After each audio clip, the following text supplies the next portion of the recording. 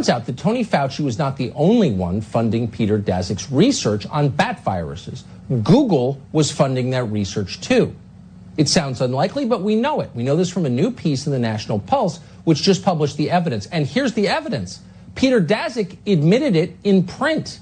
We don't need to speculate. It's right there.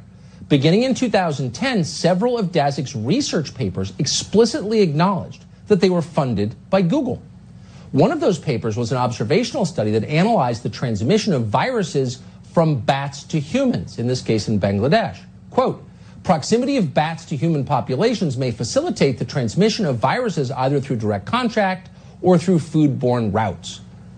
A decade later, Google was still paying him. In this case, Google paid Peter Daszak to take his study of bat viruses to Guangdong province in China, home of the now famous bat caves.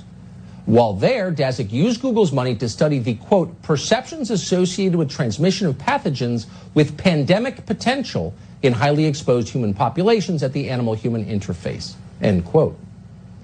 So yes, Peter Daszak knows an awful lot about bat-borne pandemics. In fact, it seems likely he is implicated in one, and Google is likely implicated in it as well.